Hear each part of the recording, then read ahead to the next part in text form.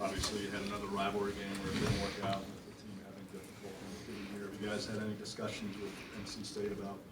I have not been involved in any discussions. Clint and the ACC office and Bubba and I guess other people on campus perhaps have had any conversation, but I haven't had any. I think we're going to play. Is it at all a distraction on your kids? Will we, won't we, the whole hoopla going on out there? I have no idea. I haven't seen them since yesterday at practice. We didn't talk about it then. And I want to go out there at 3 o'clock today and say we're preparing to play at 8 o'clock tomorrow night. And if something changes, we'll let you know. If don't, let's play at 8 o'clock. What would you attribute the turnovers these last 3 games? Yeah. What would you attribute? I attribute them to bad decisions. And I know it's not exactly where you're heading with the thing, or I assume that's not where you're heading. But the Georgia Tech game was an unusual game. I think the other night, number of turnovers, again, is a 45-minute game instead of a 40-minute game. But I don't know if we had any turnovers in the overtime. I don't think we did. But the pace of the game was up. I look at percentage of lost ball as opposed to just the number of turnovers. But I do realize that the last, and I'll take your number because I think that's what I would guess too, the last 3 games they've been a lot more than I wanted them to be for sure, particularly the point guard turnovers. Joel, I think, has had 11 in the last 2 games. Or maybe it was the 2 games before Clemson, the last 2 games. Okay. Roy, over the last month, you've expressed varying levels of frustration after games. Are we far enough into the season where you've got a pretty good idea of the activity of this team? I haven't. Maybe we're far enough into the season for you guys to figure it out, but I haven't.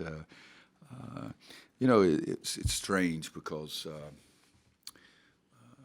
Kentucky game we had, the game was just a high level, up and down offensive performance, and we could have done a lot of things better defensively. The Monmouth game, it's a 19 or 20-point game, and then all of a sudden they make 3 or 4 threes in the last 4 minutes, and now it's a 8 or 9-point game, and then it goes back and is a weird second half, and with the technicals, and then Georgia Tech, I'm still trying to figure out what happened with our confidence level and our efficiency during that game, and then the Clemson game was just like a backyard brawl. I mean, it was they did this and we did this, they did this and then we did this.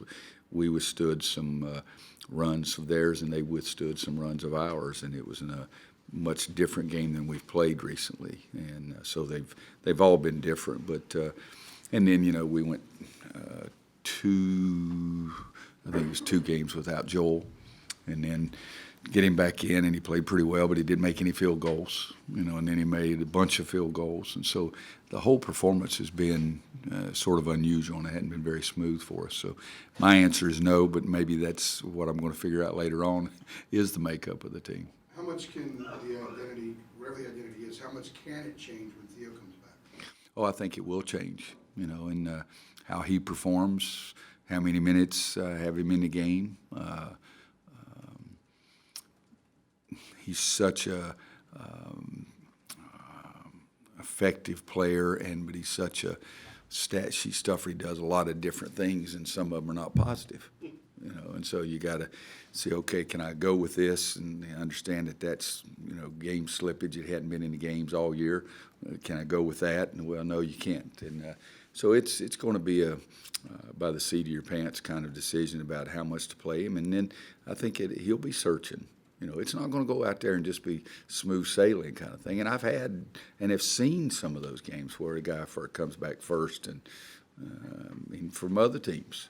The kid at Duke came back and got 36. His first came back after missing 6 or 7 games. I had Rafe LaFrentz come back for a game at Kansas after 9 games, gets 31.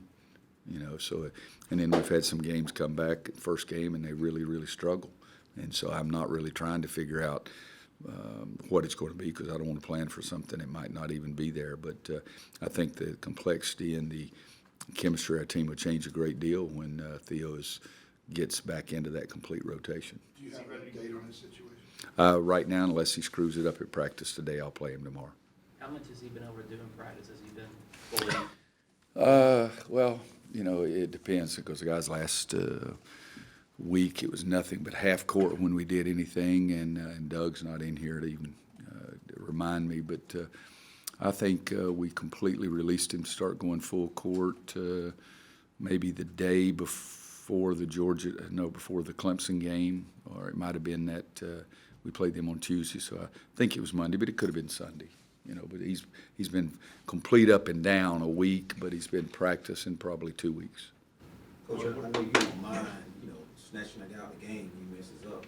But with Theo, do you give him a longer leash to kind of work his way through some things? It depends on how the game is going. If a guy screws it up and it's just a silly thing and he shouldn't be doing that, I'm more prone to take him out at that point, especially if it has a chance to affect the outcome of the game. The other night I went with Joel Berry the entire second half and the overtime and never took him out.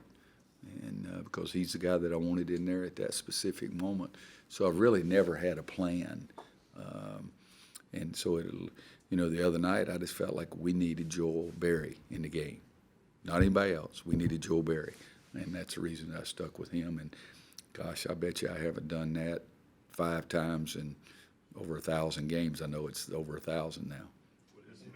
Would his minutes be limited tomorrow? Like, is there like a certain number? That No, you you mean go over? Theo's? Yeah. No. See how he does. The better you play, the more you play. Coach, your thoughts on? No, go right ahead. Let him finish up, and then I'll go back. And on Joel, after the Indiana game, he mentioned that the loss was good because, a team can get so complacent, they need that wake-up call. And with the close game against Clemson, he said, hey. Well, I've been awake every damn game. I don't need any wake-up calls. So I would disagree with already what he's saying. But would Yeah. you rather the mentality be, man, at some point, we need to start imposing our will on guys? I think to make up of everybody in their mental, so we got to play the best we can play and not even be concerned who that other person is. Again, I've said this, my players have heard this, and you guys may have heard. The only player I've ever seen who could turn it on and off was Michael, and he never freaking turned it off. He wanted to beat you whether you were any good or you were not any good.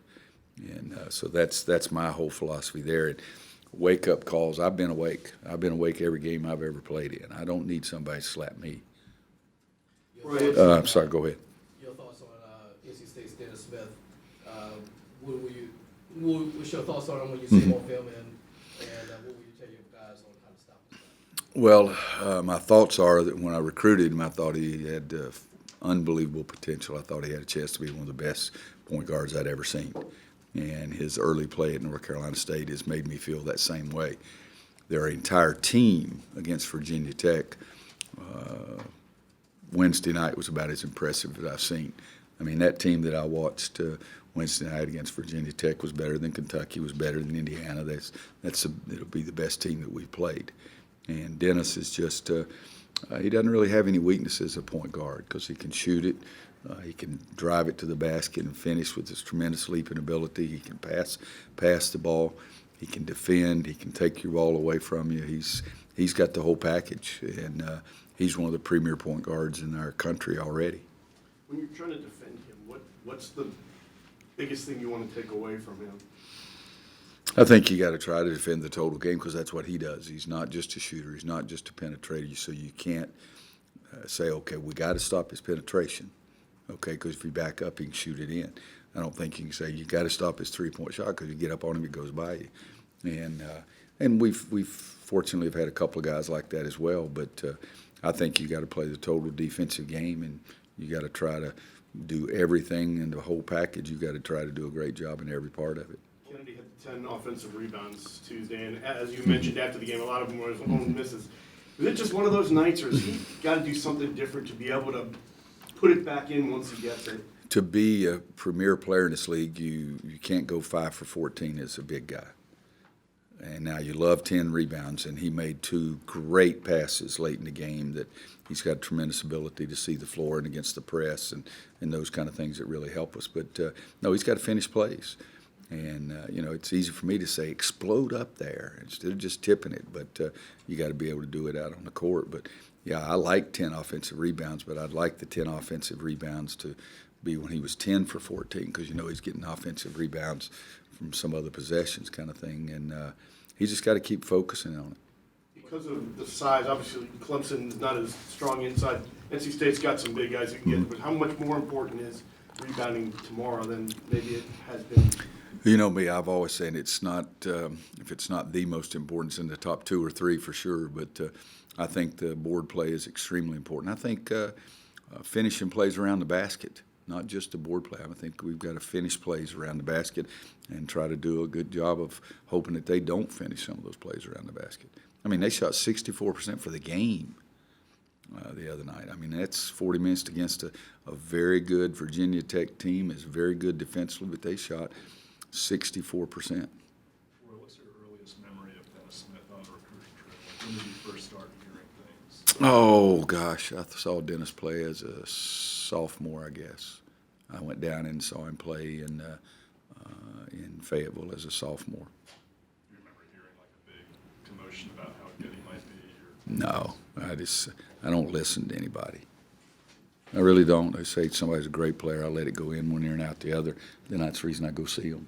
But no, I'm sure that when I went in the game, either CB or Steve or Hubert or Joe or somebody had said, "Why don't you go see this?" As a matter of fact, they had another kid who's at Tennessee, or from the same high school team. Just drawing a blank, but one of his teammates are in this. Quay, yeah, there were 2 of them, and if I'm not mistaken, oh gosh, guys, I see so many daggum games you're asking. See, it might have even been against. I saw Harry play down in Fayetteville. I can't remember if it was against Dennis's team or not, but you tell me somebody's the greatest player since sliced bread, and I'll go see him. If you tell me he's fairly good, I'll go see him. But I don't give a dang what anybody else says. I really don't. I see more games than everybody. So. Roy, your team leads the nation in rebounding margin. Against a team like Clemson, for example, that's smaller, how do you gauge how good of a performance it can be? Well, again, rebound margin, I think, is a more stronger characteristic of how you're doing as opposed to number of rebounds, because pace, the number of shots you take has a lot to do with that. But the rebound margin is something I do really look at. But again, ours is a little skewed because we're Moses Malone in it. We're laying it up, missing it, and getting it, laying it up, missing it, and getting it, and laying it up, and missing it. We're padding those daggum totals there. So ours might be a little more misleading than I've seen in the past. We've had teams in the past. I would think that 2 things. That probably, if you go back in the 29 years I've been a coach, I got to think we're in the top 3 in all 29 years in points scored per game. No, I really do. I would not be surprised if for those 29 years if we're not number 1. And I got to think we're in the top 3 or 4 in rebound margin because I emphasize it a lot. But this team, we've been patty caking that sucker up there a little bit too. For lack of a better term, is Tony hitting a little bit of a wall? And if so, what maybe a couple of things is he maybe not doing now as effectively as he was earlier? I don't know. I think his concentration slipped a little bit in a couple of games. He may play 25 minutes tomorrow, because I really don't go in a game saying this guy is only going to get 7 minutes today. I never do. It's just who I want at that specific time. And, Georgia Tech, it was a perimeter offensive game. They had Lammers, and he's the only post player they had, and he's out at the high post. Clemson, Blossingame shot 5 threes, and he's one of their post players. So a lot of it is just matchups, and do we match them or do they have to match us? Late in one of the games we made them match us. So I don't ever talk to guys about, are you hitting the wall, because I don't want them to know the wall's there. I think you just got to play. Anybody else? All right. Yep, here it comes. I heard it. He's back. I'm like Clark Kent. I was gonna come out like Superman. Where's the cape? I know, right? You don't have his shoes on. You don't let those people see those ugly toes of yours, boy. Get some shoes on. Comedian that can't be talking about that. I heard him coming. You're done. No, he is. I Joel changed, Berry was supposed to be the player. So. changed my mind. Theo is not playing tomorrow.